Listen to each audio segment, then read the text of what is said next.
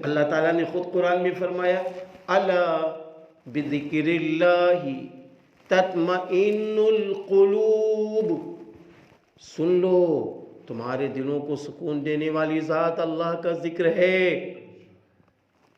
और अल्लाह का जिक्र क्या मतलब? कुरान की तिलावत, सुकून मिलेगा।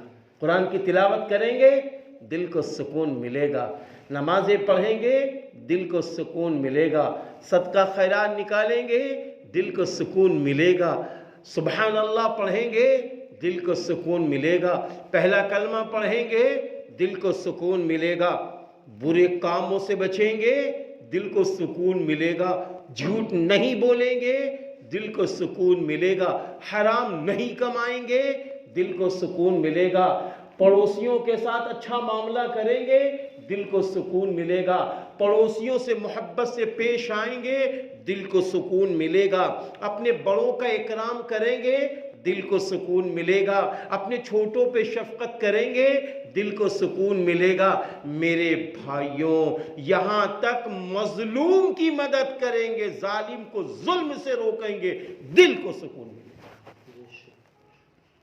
दिल को सुकून मिलेगा। ये सब सुकून के रास्ते हैं। आप भी ये कहते होंगे, हम भी ये कहते हैं।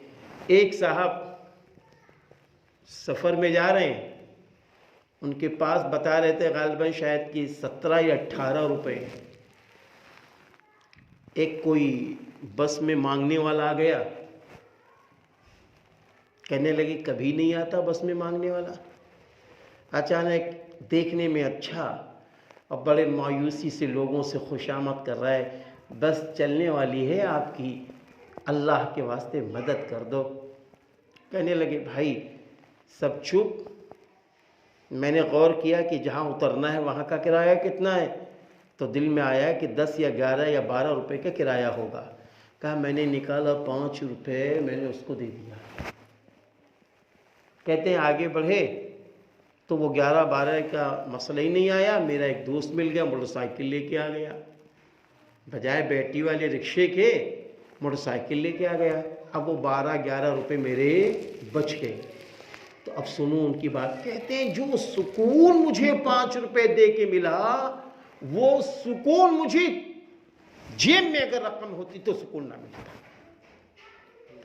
क्योंकि सुकून सुख दे के मिलता है, दुख दे के सुकून कहां मिलता है यार? कौन है वो कहता है कि दुख दे के सुकून मिलता है? तारीख शाहिद है कि दुख देने वाले कामयाब नहीं है। सुख दे के सुकून हासिल करो। क्यों? सुकून किसी दुकान पे नहीं मिलता, सुकून अल्लाह देता है। मेरे भाई, सुकून किसी दुकान पे नहीं मिलता, सुकून अल्लाह देता है।